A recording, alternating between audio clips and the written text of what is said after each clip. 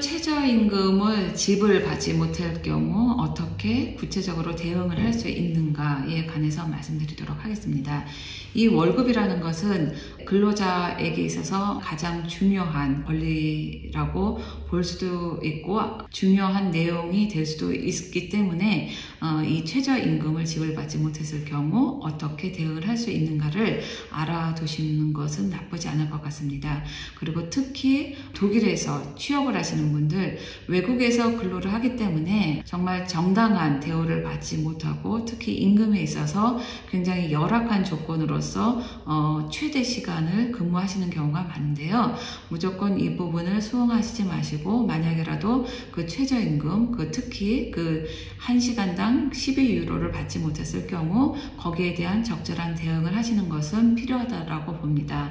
우선 독일에서는 이 최저임금을 모니터링하는 기관이 있는데요. 보통 연방관세청에서 모니터링을 하게끔 되어져 있습니다.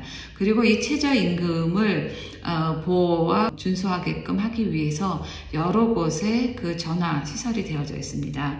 그래서 만약에라도 이 최저임금을 받지 못하고 있다라고 생각을 하셨을 경우에는 허트라인을 통해서 불만 사항을 접수를 시키고 그리고 나서 어떻게 하면 구체적으로 대응을 받을 수 있는가에 대한 답변을 제공받는 것도 제안을 해드립니다. 물론 많은 분들이 독일어가 잘 안 되는데 어떻게 이와 같은 서비스를 제공을 받을 수 있겠습니까? 라고 말씀을 할 수 있겠지만요. 대부분의 사람들은 그래도 독일어를 유창하게 하지 못한다 하더라도 영어를 하실 수 있기 때문에 영어로도 홈라인을 통해서 서비스를 받을 수가 있습니다. 그래서 이와 같은 서비스를 사용하시면 좋을 것 같습니다. 그리고 고용주가 이와 같은 최저임금을 지불하지 않았을 경우 근로자는 독일 노동법에 따라서 다양한 권리를 가질 수 있게 되는데요.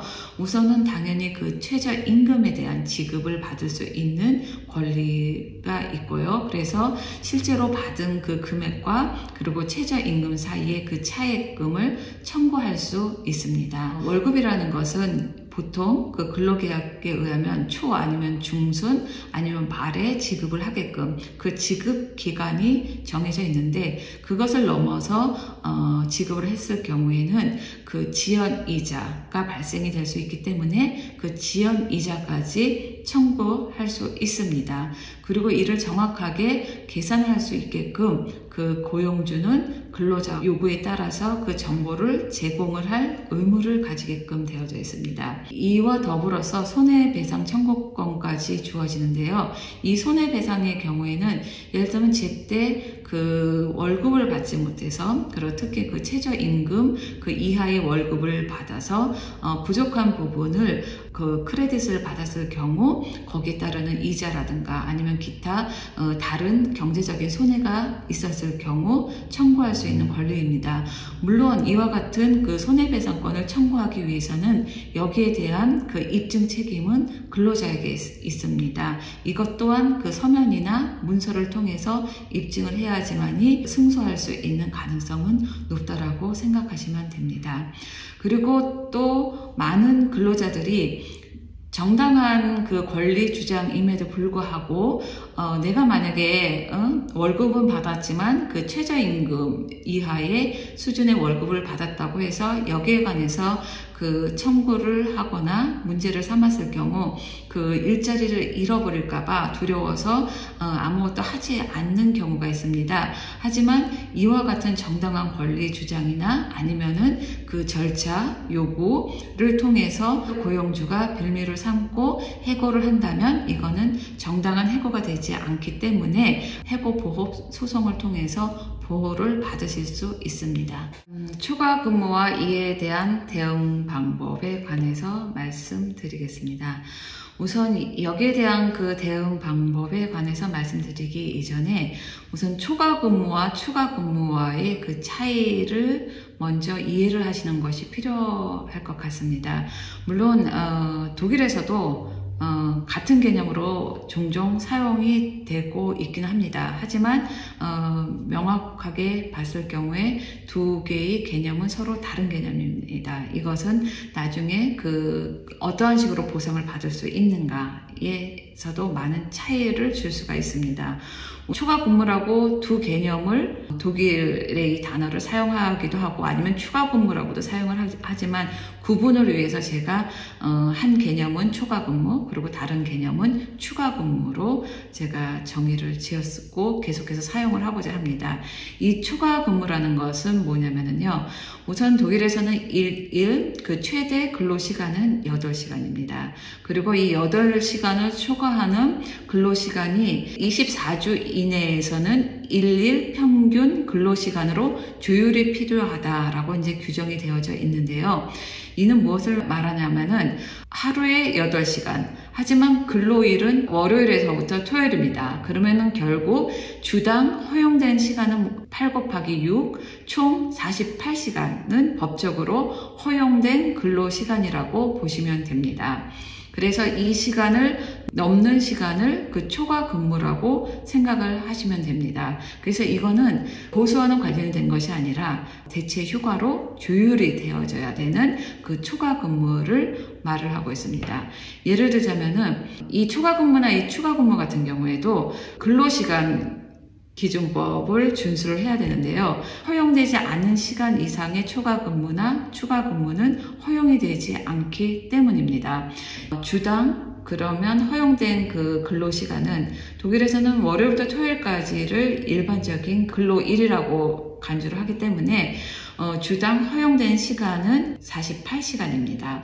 그래서 48시간을 넘어갔을 경우 이 시간은 24주 이내에 평균 근로시간으로 조율이 되어야 된다라고 규정되어져 있습니다. 하루에 8시간 허용이 되어 있고 그리고 월요일부터 토요일까지 근무가 가능하기 때문에 일주일당 허용된 근무 시간은 48시간. 예외적으로 필요한 경우에는 하루당 2시간씩은 추가 근무가 가능합니다. 그러면 법적으로 허용된 최대 근로시간은 총 60시간이 된다는 겁니다.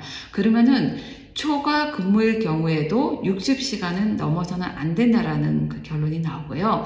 만약에 48시간에서부터 60시간 사이 내에서 근무를 했을 경우 24주 안에는 평균 허용된 근로시간으로서 조율이 되어져야 되는 것이 이 초과 근무에 해당되는 것입니다.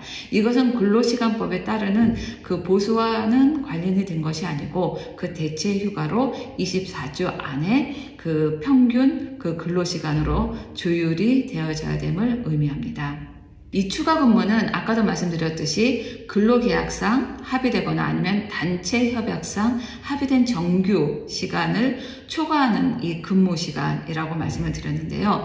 보통은 상사가 지시를 하거나 아니면 용인된 추가된 근무 시간을 말을 하며 이를 수행할 의무는 사전에 합의가 됐을 경우 근로자는 추가 의무를 수행할 의무가 발생하게 됩니다. 그리고 보통 이와 같은 추가 근무의 경우는 금전이나 아니면 대체 휴가로 보상을 받게 되고 만약에라도 근로계약 안에 금전으로 보상을 받게 된다라고 하면 금전 보상을 받게 되고 대체 휴가이면 대체 휴가로 보상을 받게 되어져 있습니다. 그리고 때로는 선택을 하실 수도 있게끔 근로계약에 나와 있기도 합니다. 추가 근무에 관해서 조금 더 자세하게 설명을 해드리겠고요. 그리고 이에 대한 대응 방법에 관해서도 말씀드리겠습니다. 우선 고용주는 근로시간을 기록할 의무가 있습니다. 그리고 이 기록의 의무는 특히 일정한 직원들한테 있어서는 초과 근무에 관한 기록 의무라고 생각을 하시면 됩니다. 물론 고용주에게도 있지만 근로자의 경우에도 만약의 경우를 대비해서 여기에 대한 자료를 미리 준비를 해두시면 나중에 분쟁이 생겼을 경우에 많은 도움이 되실 수 있을 것입니다. 물론 이 자료를 모을 때 서면 정리를 할 때 과연 그 서로 모순이 되는 경우 어떤 자료가 훨씬 신빙성이 있습니까? 라는 질문을 할 수도 있겠지만요. 기록하는 그 내용에 따라서 그 신빙성은 어느 정도 그 확인이 되어질 수가 있습니다. 몇 가지 문제가 될 수 있는 부분이 있는데요. 우선 그 허용된 이상의 그 초과 근무를 할 경우, 그리고 그 두 번째는 근로시간법이 지켜지지 않았을 경우, 그리고 세 번째로는 그 고용계약서에서, 대부분의 고용계약서에서 이와 같은 조항이 있는데요. 그 보상 조항이 과연 어느 정도 유효성이 있는가, 이 세 가지 부분을 다루도록 하겠습니다.